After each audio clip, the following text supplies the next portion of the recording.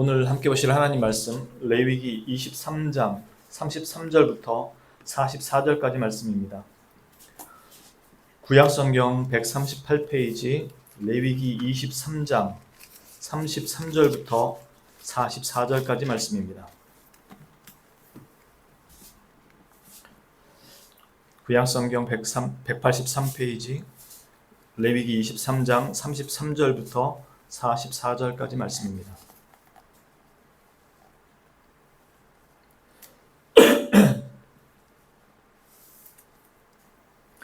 다 찾으신 줄로 알고 제가 봉독하도록 하겠습니다. 여호와께서 모세에게 말씀하여 이르시되 이스라엘 자손에게 말하여 이르라. 일곱째 달 열닷셋 날은 초막절이니 여호와를 위하여 이레 동안 지킬 것이라. 첫날에는 성회로 모일지니 너희는 아무 노동도 하지 말지며 이레 동안에 너희는 여호와께 화제를 드릴 것이요 여덟째 날에도 너희는 성회로 모여서 여호와께 화제를 드릴지니 이는 거룩한 대회라. 너희는 어떤 노동도 하지 말지니라. 이것들은 여호와의 절기라. 너희는 공포하여 성회를 열고 여호와께 화제를 드릴지니 번제와 소제와 희생제물과 전제를 각각 그날에 드릴지니 이는 여호와의 안식일 외에 너희의 헌물 외에 너희의 모든 서원제물 외에 또 너희의 모든 자원제물 외에 너희가 여호와께 드리는 것이니라.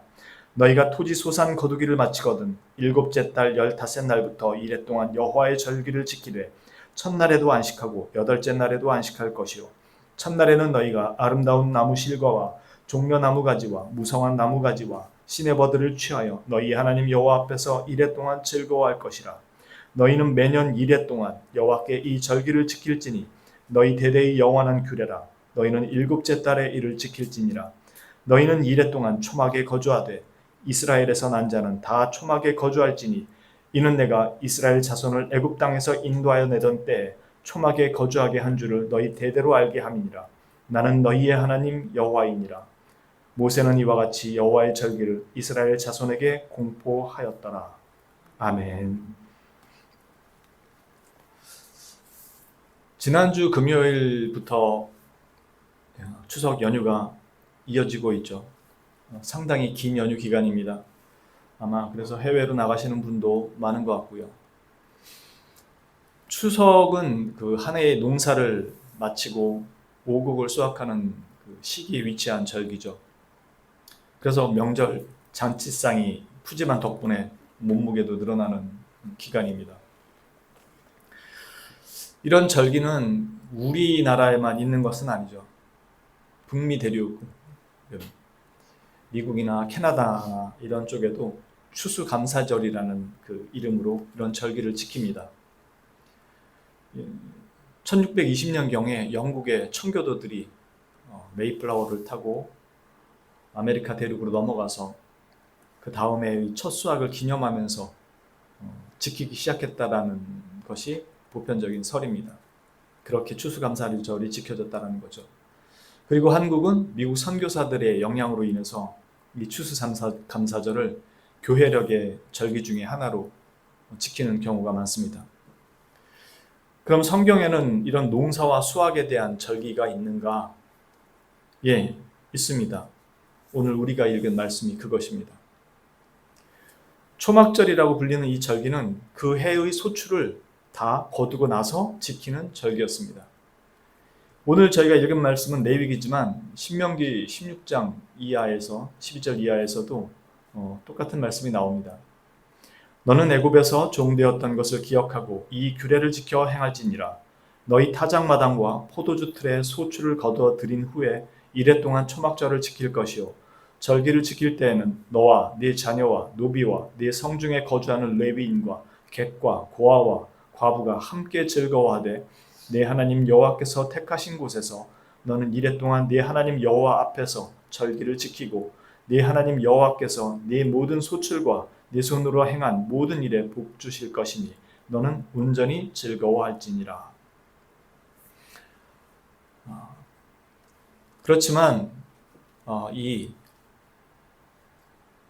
초막절을 지키라는 말씀은 단지 한 해의 소출에 대한 감사만을 가지고 있는 절기가 아닙니다. 아니, 구약의 모든 절기가 단지 그 절기 자체만을 지키는 것에 국한되지 않습니다.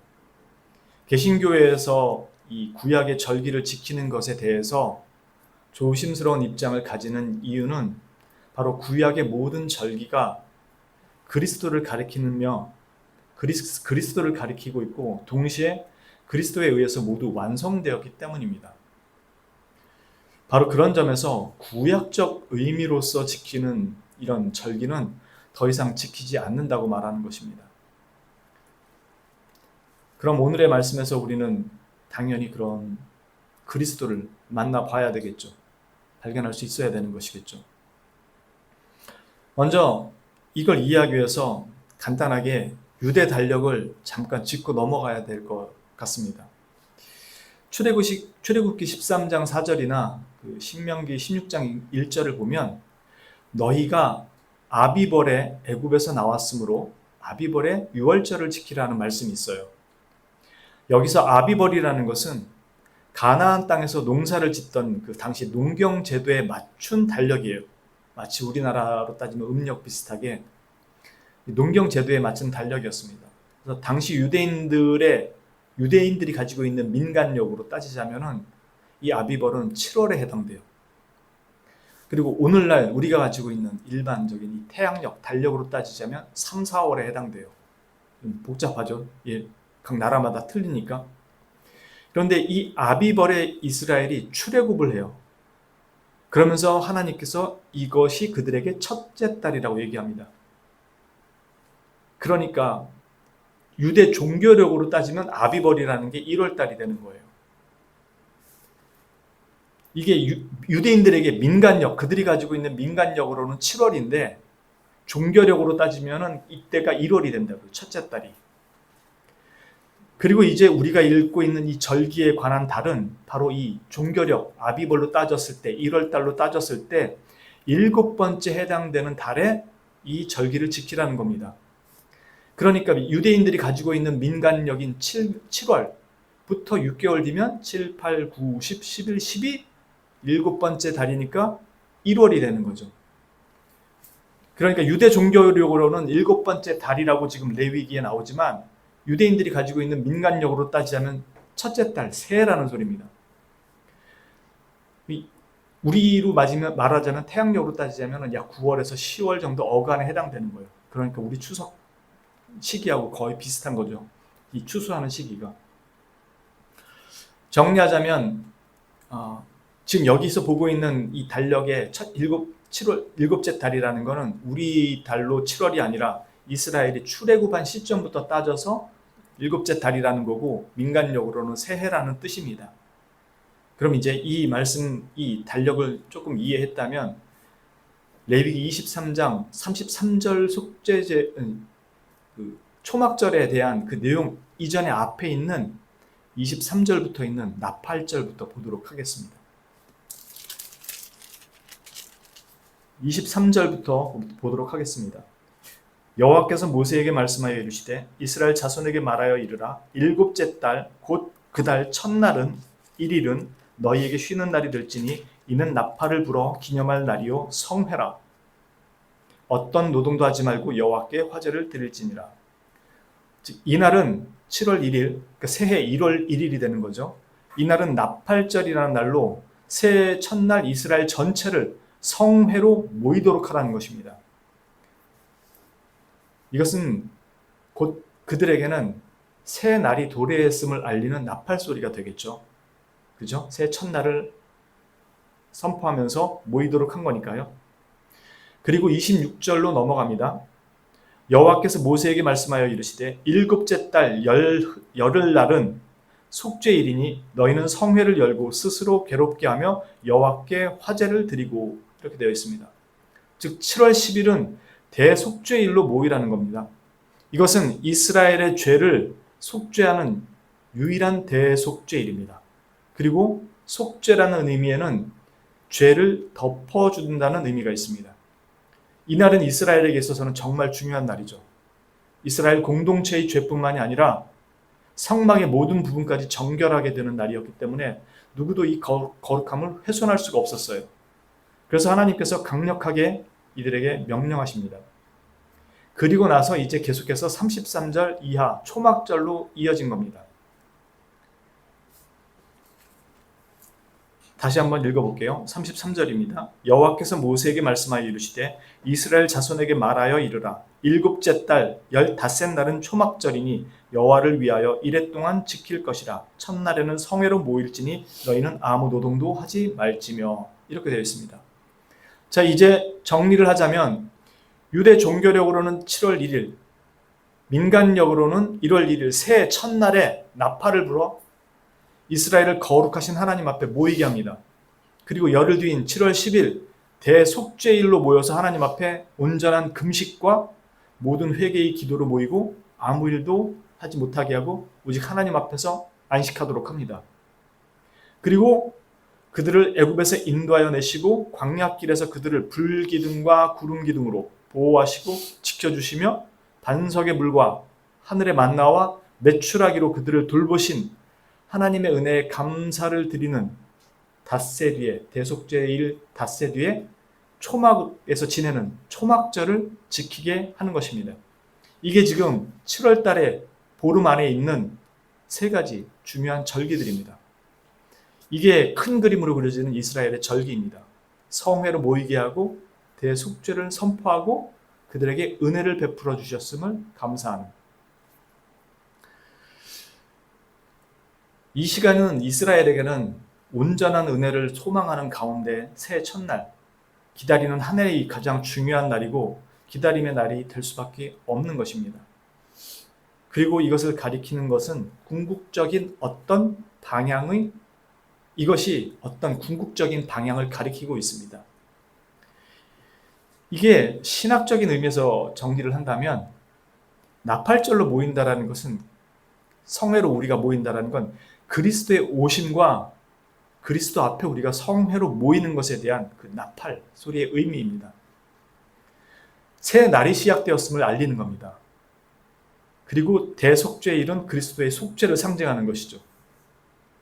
그리고 초막절은 그들의 백성들을 보호하시고 돌보시고 지켜주심에 대한 감사와 동시에 그리스도와 영원히 함께하는 그 천년 왕국에 대한 모습입니다.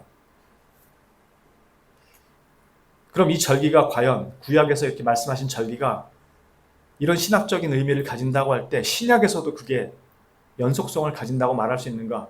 신약에서는 이 부분을 어떻게 얘기하고 있는가? 예수 그리스도께서 완성하셨다라는데 어떻게 완성이 되는 건가? 확인을 해야 되겠죠. 저희 요한복음으로 넘어가 볼게요. 잠깐. 요한복음 7장입니다.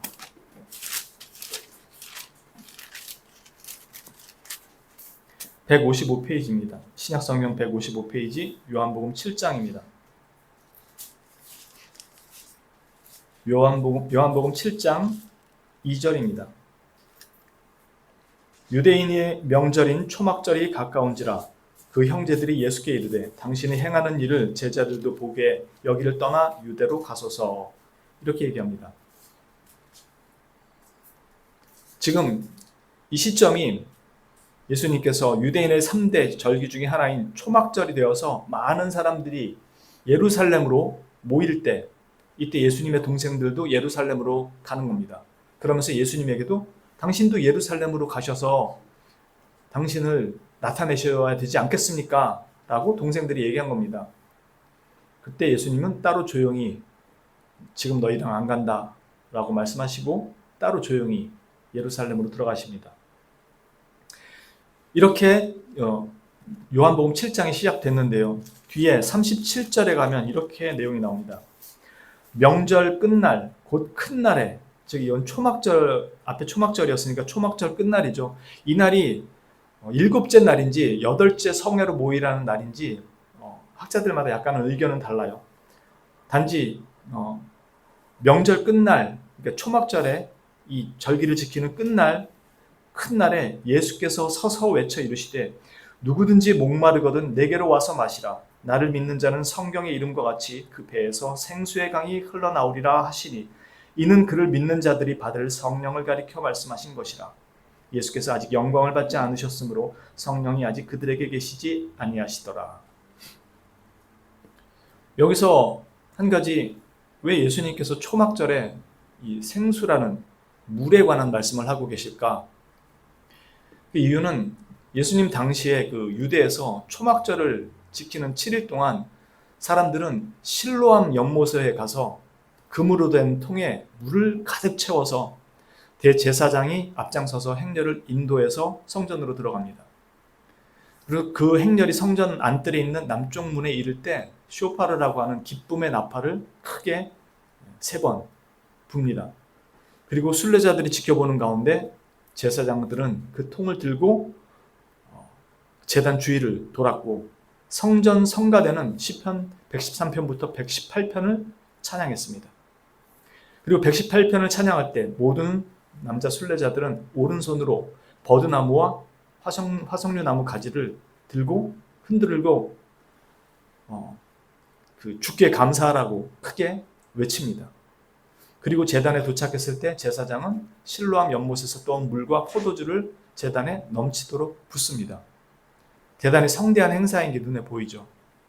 이 모든 의식은 이스라엘이 물에 대한 기원, 비에 대한 기원과 관련되어 있는 것인데, 이것은 이스라엘이 광야를 지날 때 물이 없어서 물을 달라고 할 때 반석에서 물을 내주셨던 그 사건을 그들이 기억함과 동시에 가나안 땅에 들어와서 씨앗을 딱딱하게 굳어있는 땅을 씨앗을 파종할 수 있도록 이른 비를 내려주셔야 하는 그 이른 비의 기다림과 파종한 후에 이 수확기까지 초막절까지 건기가 오래 지속되기 때문에 늦은 비가 내려야 했기 때문에 그 늦은 비를 기다리는 그 기원에 대한 그 내용들을 담고 있는 것입니다. 그래서 초막절을 풍요롭게 기념할 수 있도록 해주신 것에 대한 이 이른 비와 늦은 비에 대한 그 하나님에 대한 그 은혜를 기억하고 현재의 자신들의 삶에서도 이와 같은 반석에서 물을 낸 사건처럼 그리고 이른 비와 늦은 비로 자신들을 그렇게 풍요롭게 해주셨던 그 은혜가 있기를 기원하는 그 의식을 행하는 것입니다. 그렇기 때문에 예수님께서 그 초막절 끝날에 그들에게 내게 와서 마시라. 그 안에서 생수가 영원토록 솟아날 것이다 라고 말씀하셨던 것이고, 이 생수는 곧 예수님께서 보내주실 성령을 가리켜 말씀하신 것이라고 얘기하는 것입니다. 왜 생수를 얘기하셨는지 어느 정도 이해가 되셨을 겁니다. 고린도전서 10장 1절부터 4절에는 모세가 이스라엘을 광야를 인도할 때 있었던 사건에 대해서 바울 사도가 구약을 이렇게 해석합니다. 형제들아, 나는 너희가 알지 못하기를 원하지 아니하노니 우리 조상들이 다 구름 아래에 있고 바다 가운데로 지나며 홍해를 지난 사건입니다. 모세에게 속하여 다 구름과 바다에서 세례를 받고 다 같은 신령한 음식을 먹으며 만나죠. 다 같은 신령한 음료를 마셨으니 이는 그들을 따르는 신령한 반석으로부터 마셨음에 그 반석은 곧 그리스도시라. 이렇게 해석해 줍니다.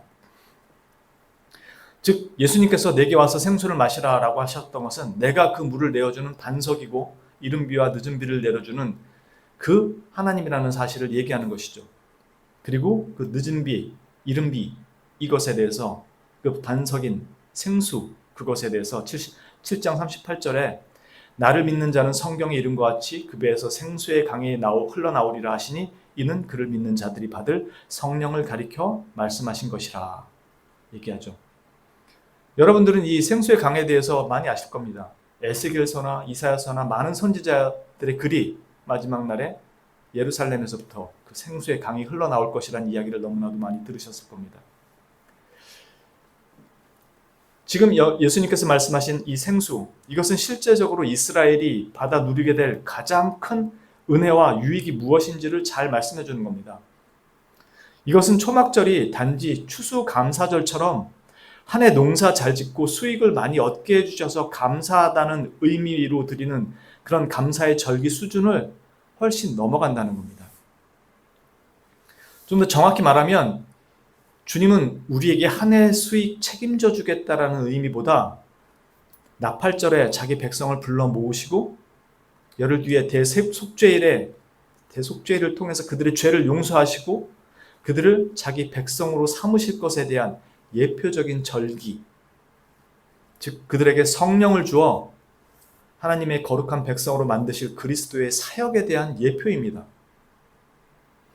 우리는 한 해 연봉, 인상받고 잘 먹고 잘 사는 이 문제에 대한 감사로서 이 절기를 이해할 수 있겠지만 사실 이 절기는 자기 백성을 부르시고 그들의 죄를 사하고 영원한 그들의 하나님이 되시는, 그리고 그들과 함께 거하시는 천년 왕국 백성으로 우리를 부르시고 그들 가운데 임재하시는 하나님에 관한 예표인 셈입니다.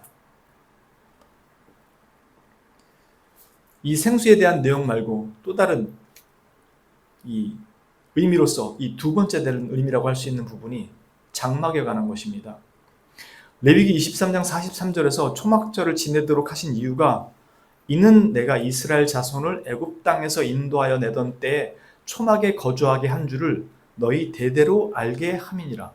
나는 너희 하나님 여호와이니라. 이렇게 말씀하셨거든요. 그런데 초막절이라는 이 절기와 관련해서 실제 광야에서는 이스라엘 백성이 초막이 아닌 장막에 거주했습니다. 초막은 나뭇가지로 만든 겁니다. 그럼에도 왜 이들에게 초막절로 지키라고 말씀하신 것이냐 하면 그들이 들어갈 가나안 땅에서는 떠돌이가 아닌, 즉 장막을 쳤다 걷었다 해야 되는 떠돌이가 아닌 농사를 짓기에 풍성하게 채우시는 하나님의 보호와 돌보심을 각종 나뭇가지로, 즉 열매 맺는 나뭇가지로 나타내도록 그 절기를 기념하도록 그렇게 하시기 위해서 초막으로 집을 짓고 일주일을 머물며 그 절기를 기념하라고 하신 것입니다. 그러니까 초막절을 제정하실 때는 광야에 있었기 때문에 장막을 치고 다녔는데, 그럼에도 초막절을 지키라고 한 건 가나안 땅에 들어왔을 때 그들이 그곳에 이제 완전히 정착해서 기거하며 농사를 짓고 거기에서 나오는 결실들을 얻을 것이었기 때문에 그 결실들의 나뭇가지로 초막을 짓고 그것을 기념하라고 하셨던 것입니다. 그리고 이 장막이라는 것은 거한다는 뜻을 가집니다. 이 거한다는 뜻이 요한복음 1장으로 한번 가보시면 이렇게 말씀하는 부분이 있습니다. 14절입니다. 1장 14절에 보면 말씀이 육신이 되어 우리 가운데 거하심에 이렇게 되어 있거든요. 우리가 그의 영광을 보니 아버지의 독생자의 영광이요 은혜와 진리가 충만하더라. 여기서 말씀이 육신이 되어 우리 가운데 거하심에라는 말씀 중에서 거한다라는 이 거하심에라는 단어는 보통 헬라어로 머문다라는 뜻.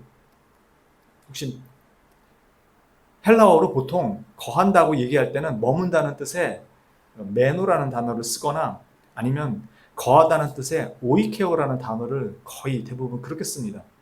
그런데 지금 여기 요한복음 1장에서 사도 요한은 거한다라는, 우리 가운데 거하심에라고 할 때 이 말을 스케노라는 단어를 써요. 이 단어가 어디에 쓰이냐면 헬라어 신약 성경 대부분에서 이 단어는 장막이라는 말로 쓰입니다. 한 예로 히브리서 9장 11절에서 이렇게 쓰여집니다. 그리스도께서 장래 좋은 일에 대해 제사장으로 오사 손으로 짓지 아니한 것 곧 이 창조에 속하지 아니한 더 크고 온전한 장막으로 말미암아 염소와 송아지의 피로 하지 아니하고 오직 자기의 피로 영원한 속죄를 이루사 단번에 성소에 들어가셨느니라고 말합니다. 이때 이 장막이라는 단어가 예수님께서 우리 가운데 거하심에라는 그 단어와 똑같은 단어를 쓰고 있어요. 쉽게 말해서 요한 사도는 그리스도께서 우리 가운데 거하신다는 것이 우리 가운데 장막을 치셨다는 것을 의미한다고 지금 이야기를 하고 있는 것입니다. 한마디로 임마누엘의 하나님을 말씀하는 거예요. 여러분이 아시는 것처럼 마태복음 1장 23절에 보라 처녀가 잉태하여 아들을 낳을 것이요 그의 이름은 임마누엘이라 하리라 하셨으니 이를 번역한즉 하나님이 우리와 함께 계시다 함이라. 이 의미라는 겁니다. 우리 가운데 함께 거하심에 장막을 치셨다는 말을 왜 굳이 다른 머물다, 다른 메노, 오이케오 이런 단어들이 있는데 왜 스케노라는 장막이라는 단어를 했냐는 것입니다. 사도 요한은 이 성경을 기록할 때 이미 이걸 염두에 두고 기록했다는 것입니다. 이스라엘은 초막절을 단지 추수감사절의 의미로만 지키는 것이 아니었습니다. 그들은 선지자들의 글도 다 알고 있었습니다. 그래서 이사야 선지자의 글 중에서 그들의 구원과 소망 가운데서 바라보는 구절들이 참 많았습니다. 그 중에 이사야 12장 2절부터 3절은 이 초막절과 관련이 있습니다. 보라, 하나님은 나의 구원이시라. 내가 신뢰하고 두려움이 없으리니 주 여호와는 나의 힘이시며 나의 노래시며 나의 구원이심이라. 그러므로 너희가 기쁨으로 구원의 우물들에서 물을 기르리로다. 이 사람들은 초막절날 물을 기르올 때 이걸 다 염두에 두고 있었다는 뜻입니다. 이처럼 이스라엘은 초막절 절기를 통해서 다 이것들을 기대하고 있었고 소망하고 있었습니다. 그래서 이 초막절이 진행되는 동안 스가랴 14장의 말씀을 읽었어요. 스가랴 14장 16절부터 19절 저희 함께 볼게요. 스가랴 14장입니다. 구약성경 1325페이지입니다. 구약성경 1325페이지 스가랴 14장 16절부터 19절까지 말씀입니다. 보도록 하겠습니다. 예루살렘을 치러 왔던 이방 나라들 중에 남은 자가 해마다 올라와서 그 왕 만군의 여호와께 경배하며 초막절을 지킬 것이라. 땅에 있는 족속들 중에 그 왕 만군의 여호와께 경배하러 예루살렘에 올라오지 아니한 자들에게는 비를 내리지 아니하실 것인즉 만일 애굽 족속이 올라오지 아니할 때에는 비 내림이 있지 아니하리니 여호와께서 초막절을 지키러 올라오지 아니하는 이방 나라들의 사람을 치시는 재앙을 그에게 내리실 것이라. 애굽 사람이나 이방 나라 사람이나 초막절을 지키러 올라오지 아니하는 자가 받을 벌이 그러하니라.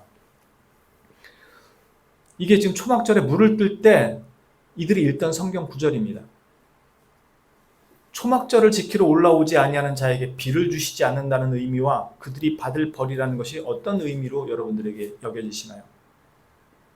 우리는 초막절이 의미하는 것들 중에서 첫 번째, 신약에서 의미하는 바가 예수님께서 그들이 원하는 물, 비, 곧 생수를 주시겠다라는 것을 확인했습니다. 구약절기에서 초막절을 지키라는 게 단순히 추수감사에 대한 것이 아니라는 의미를, 즉 그리스도를 가리키고 있었다라는 것을 우리가 얘기를 했었고, 신약에서 그 초막절의 의미를 그리스도께서 말씀하실 때 내가 곧 너희들에게 그 비, 물을 주는, 그 생수를 주는 하나님이라는 것과 그 생수는 곧 성령을 의미한다는 것을 지금 얘기했고요. 두 번째로 얘기한 게 요한복음 1장에서 예수님이 우리 가운데 거하신다라는 이 말의 의미가 우리 가운데 장막을 치시고 함께 하신다라는 의미라는 것을 살펴봤습니다. 그리고 세 번째로 이스라엘이 초막절을 지낼 때 선지자들의 글을 어떤 마음으로 기대하며 읽었는지를 보았습니다. 즉 스가랴 선지자의 글은 마지막 날에 있을 하나님 나라에 대한 그 모습을 기대하면서 읽던 글이었습니다. 이제 이 예수 그리스도께서 우리의 장막이 되실 것이라는 이 사도 요한의 증언이 장차 완성될 초막절의 의미가 무엇인지를 요한계시록에서 주님께로부터 그 말씀을 받아 더욱 확실하고 이해하기 쉽게 증거해 줍니다. 요한계시록 말씀으로 가볼게요. 요한계시록 7장입니다. 406페이지입니다. 신약성경. 요한계시록 맨 마지막 뒤에 있죠. 407페이지입니다. 406페이지입니다. 요한계시록 7장 15절부터 이하 말씀입니다. 15절부터 17절까지 말씀 저희 함께 읽도록 하겠습니다. 요한계시록 7장 15절부터 17절까지 말씀 함께 봉독합니다. 그러므로 그들이 하나님의 보좌 앞에 있고 또 그의 성전에서 밤낮 하나님을 섬기매 보좌에 앉으신 이가 그들 위에 장막을 치시리니 그들이 다시는 줄이지도 아니하며 목마르지도 아니하고 해나 아무 뜨거운 기운에 상하지도 아니하리니 이는 보좌 가운데 계신 어린 양이 그들의 목자가 되사 생명수 샘으로 인도하시고 하나님께서 그들의 눈에서 모든 눈물을 씻어 주실 것임이라. 아멘. 그러면서 21장에 계시록 21장에 요한 사도가 이렇게 얘기합니다. 2절부터입니다. 또 내가 보매 거룩한 성 새 예루살렘이 하나님께로부터 하늘에서 내려오니 그 준비한 것이 신부가 남편을 위하여 단장한 것 같더라. 내가 들으니 보좌에서 큰 음성이 나서 이르되 보라, 하나님의 장막이 사람들과 함께 있음에 하나님이 그들과 함께 계시리니 그들은 하나님의 백성이 되고 하나님은 친히 그들과 함께 계셔서 모든 눈물을 그 눈에서 닦아주시니 다시는 사망이 없고 애통하는 것이나 곡하는 것이나 아픈 것이 다시 있지 아니하리니 처음 것들이 다 지나갔음이로라. 보좌에 앉으신 이가 이르시되 보라, 내가 만물을 새롭게 하노라 하시고 또 이르시되 이 말은 신실하고 참되니 기록하라 하시고 또 내게 말씀하시되 이루었도다. 나는 알파와 오메가요 처음과 마지막이라.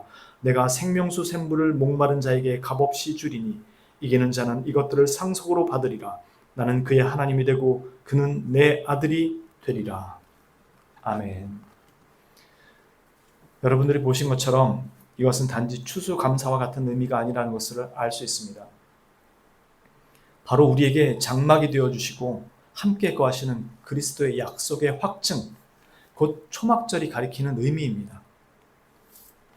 광야에서 이스라엘이 장막에서 지냈던 삶에서 하나님은 그들이 들어갈 땅, 가나안에 대한 그 약속과 더불어 그들이 그곳에서 광야의 시간을 보냈던 그 순간들을 기억하도록 초막절을 지키게 하신 것입니다. 그리고 주님은 이 땅에 오셔서 자신에게 오는 자들이 받아 마실 생수, 곧 성령을 주실 것을 약속하셨습니다. 결국 이 초막절의 궁극적인 목적은 우리의 진정한 장막이 되어주셔서 우리와 함께 거하실 그리스도와 구원에 관한 약속입니다. 이 땅에서의 풍요로움이 아니라요. 광야에서의 장막은 이 땅의 삶이 아무것도 없어도 그들이 광야를 살아가는데 전혀 문제가 없었음을 잘 말해주는 겁니다. 우리의 인생이 순례자와 같은 나그네 인생이라는 것을 가르쳐주는 것입니다. 단지 한때 장막에 거하다가 진정한 하늘의 장막으로 돌아갈 자들, 그렇기에 이 땅에서의 삶에서 육신의 종력과 안목의 정욕과 이생의 자랑에 휘둘려 살지 말고 하늘의 장막에 들어갈 그날을 고대하는 자로 살아가라고 명령하신 것입니다. 우리는 단지 이 땅에서 거류민이고 나그네들일 뿐입니다. 그저 잠시 광야의 장막과 같은 이 땅에서 우리에게 허락된 삶을 그리스도인으로 살다가 오도록 부름받은 자들입니다. 초막절의 풍요로움은 그리스도로 말미암아 우리가 누리고 가지는 그 풍요로움을 의미하는 겁니다. 바로 성령을 주심으로 인해서 우리가 이 땅에서 누리는 그 풍요로움이에요. 때로는 물질의 풍요로움이 있을 수도 있고 삶의 환경과 여건들이 풍요로울 때도 있지만, 그러나 본질적이고 궁극적인 그리스도인의 풍요로움은 우리 가운데 거하시는 그리고 우리가 때가 되었을 때 가게 될 그 완전한 하늘 장막에서 누리게 될 그리스도로 말미암는 그 풍요를 말하고 있는 겁니다. 그래서 광야를 떠돌 때 그들이 겪었던 삶이 결코 순탄치가 않았어요. 그런데 그 장막이 누구냐면 바로 그리스도라고 얘기하는 겁니다. 그러니까 광야 같은 지금 이 세상을 사는 우리에게 장막이 되어주신 분이 그리스도고, 우리는 이 땅에서 광야처럼 가진 것 없이 그렇게 살아갈지라도 하나님이 부르신 이 삶을 그리스도인으로 살다가 주께로 돌아오라는 겁니다. 그 하늘 장막으로. 우리에겐 이 땅의 집 말고 우리의 진짜 집이 되시는, 진짜 장막이 되시는 그리스도가 있다는 겁니다. 그래서 내게로 와서 마시라. 내가 너에게 영원토록 솟아나는 그 생수를 주리라. 이는 자기가 주실 그 성령을 가리켜 말씀하신 것이라 라고 얘기하는 겁니다. 그게 우리가 가진 풍요로움인 것입니다.